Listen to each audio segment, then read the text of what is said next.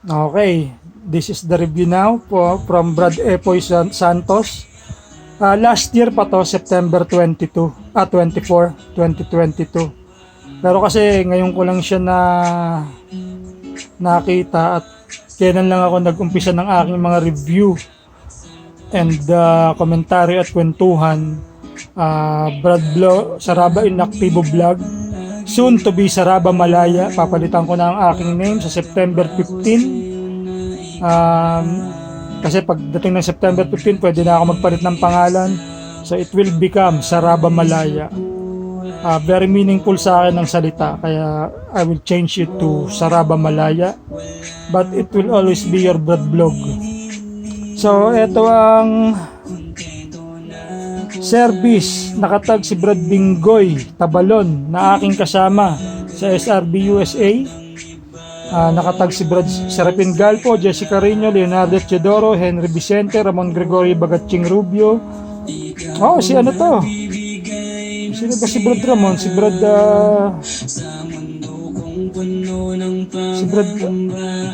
G ba to?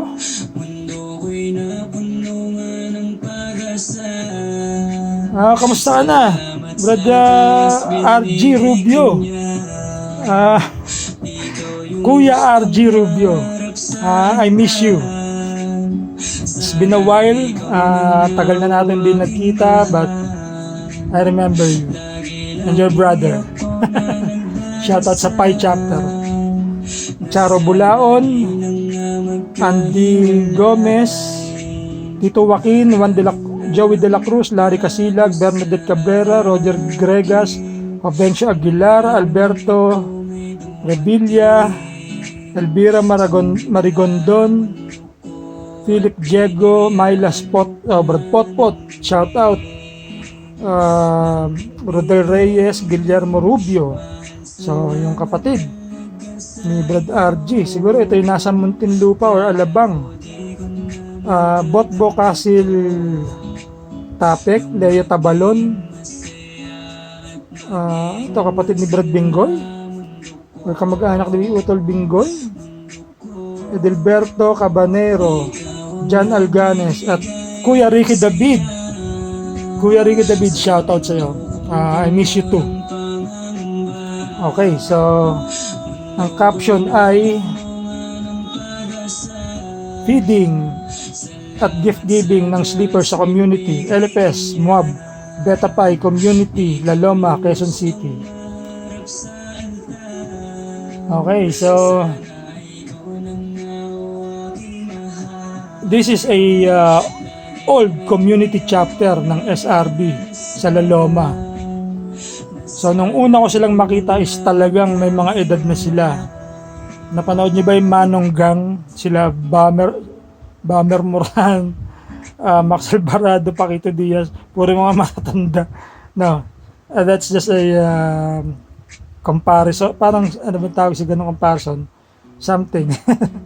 But kilala sila nila Tata Galpo, Brad Giovanni Tibar. Ayun nga, sila Kuya Ricky. Bigla sila nagsulputan dun sa chapter na yan dahil nagising, nabuhay. So here we go. So ayan sila. Sila Tatagal po. May mga sis din sila na coming from the old days of Beta Pi chapter.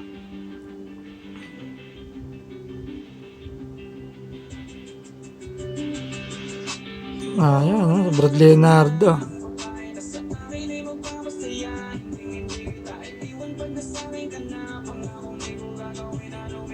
Kakagutom.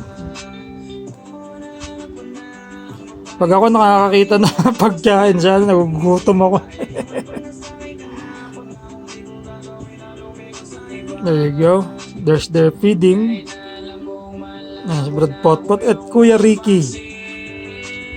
Very memorable sa akin si Kuya Ricky kasi ang mga meeting namin noon is sa kanyang bahay. At may puno ng kaimito doon. Doon kami namimitas ni Kuya Mar Bautista.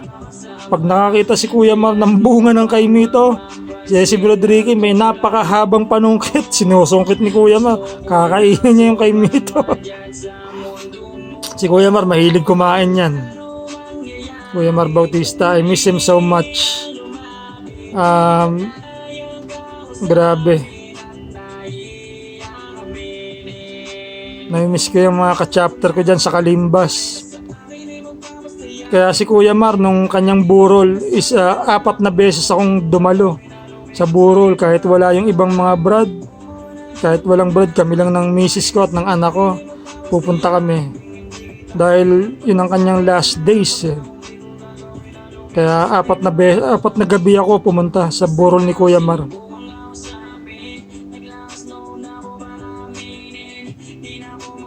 There's Tatagalpo and Lord Jess Quiroga. Brad Jess, totoo ba ang balita ko na ikaw ay tatakbong Barangay Kapitan del Barrio? Barangay na, del Barrio pa. Good luck sa'yo, Utol Jess, if that is true. Good luck sa inyo, nila si Scotty, Brad J. Sugapong, si Carmina, si Brad na yung taga Laguna, si Bradley Marvin ng Nueva Ecija, San Jose, lahat ng mga tatakbong mga kapatid. Good luck sa inyong lahat. So there you go, Betapay service. Betapay in service.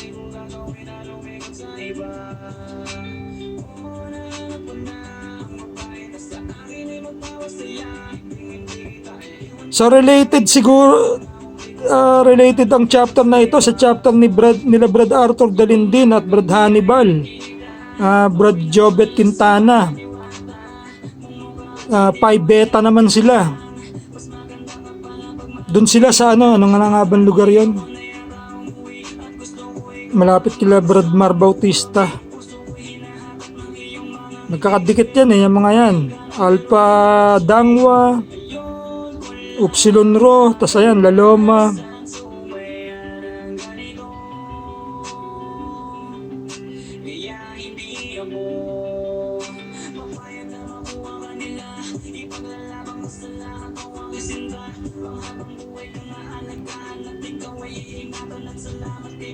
So very nice service ng ating nila Kuya Epoy. Si Kuya Epoy very proud yan. At siya ay naging solid sa SRB Inc. even when he was in KSA Eastern Region.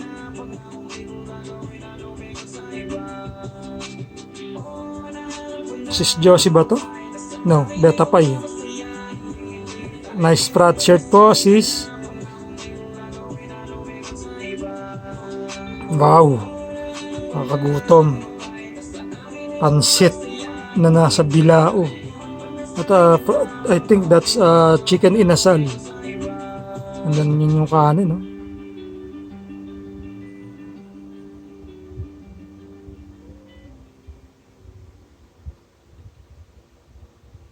There you go.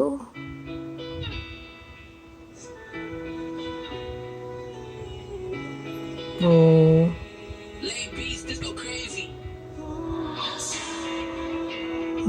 Nakakatawa naman yung bata kasi naservisan natin siya.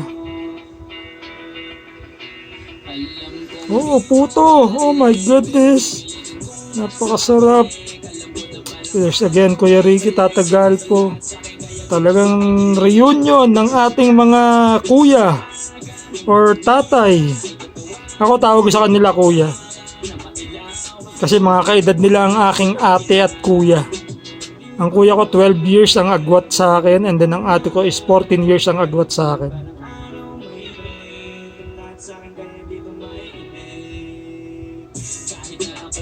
Nice. I love it. Gustong gusto kong nakikita ang serbisyo ng ating mga kapatid. Kaya ginagawa ko tong pagre-review. Ito ay para pag-highlight in my own way of appreciation sa ating mga kapatid. Apo, yes. Ano bang chapter to? International Service Fraternity. Nice. Calabite.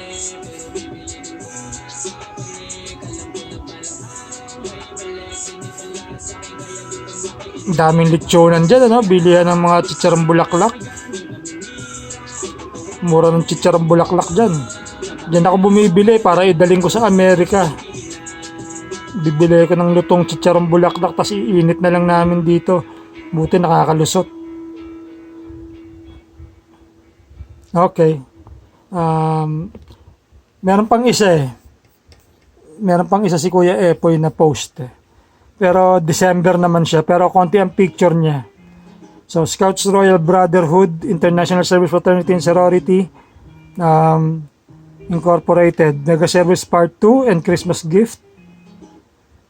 Giving with our brethren in Alpha Pi Omega Philippines, Incorporated, officially terminated its venerable fraternal community service with Brad Vice Mayor Yul Servo Nieto of Manila. Merry Christmas and a prosperous New Year. Oh, so ito yung mega service pala sa Baste. So yun si Kuya Indian.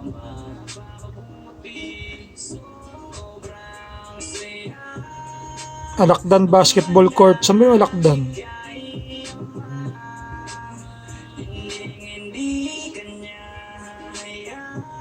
Kala ko ako yung nakasombrerong ito eh. Kasi ganyan ako noon eh. Pag-a-attend ako ng service, nakasombrero akong ganyan na yung waway. Wow, ang dami. Daming attendees. Very good. Brad Boy King ba to? Yes, Brad Boy King.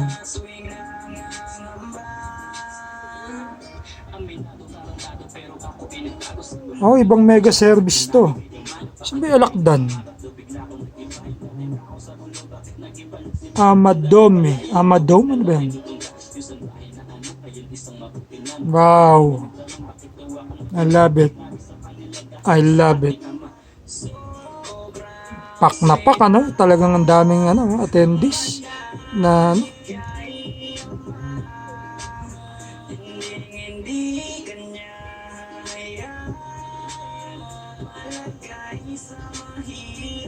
yun, no? Yan ang the best dyan. Do a good turn Dale. Tas andyan si Kuya Indian. Ang ganda ng tarpaulin. What can you say? Ano ba? Ano ba? Hanapin natin sa kapatiran. We are the best. Apo and SRB. The best. Lalo na if we are united, like nang ginawa na natin ngayon. We are united. The best talaga.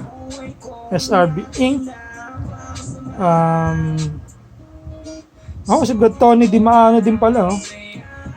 Ang mga utak at saka si Brad Indian nitong mega service na ito sa Alakdan Basketball Court.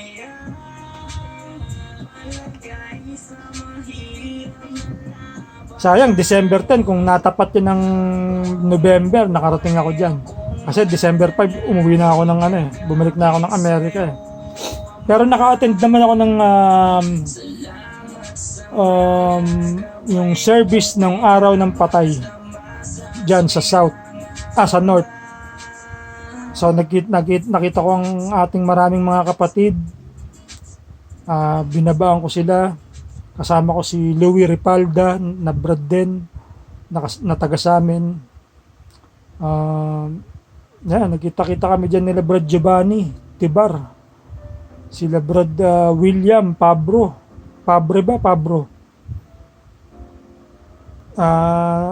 Nakita ko din si Sis Ana Pineda ba? Yung taga Beta Alpha community na napakagandang sis. Nagkita kami dyan. Kaso yung mga pictures, ewan ko kung nasa na. Pati si Brad, yung asawa ni Bridget Pokis. Si Brad Bridget ba nakita ko? Hindi yata, yung asawa yata ang nakita ko. Kasi may service din sila ang Beta Alpha nun. So nung nandun ako sa kila Brad Jess, saka sila si Scotty, nagbabaan sila ang mga Beta Alpha. Tapos pumunta na ako kila Brad Joseph Martinez ng Upsilon Rho.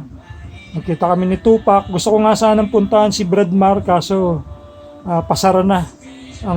Nung maisip ko is pasara na, hindi ko kasi alam na merong time limit ang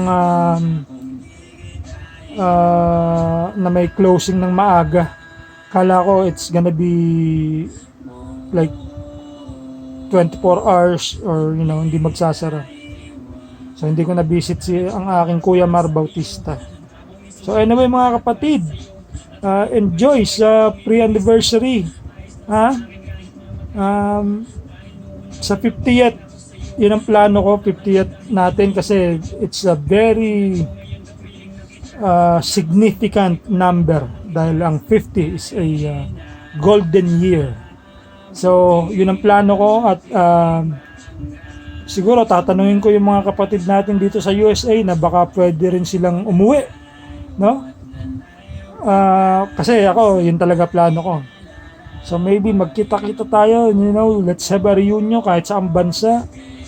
France, UK, Italy, Saudi, UAE, saan man, Kuwait.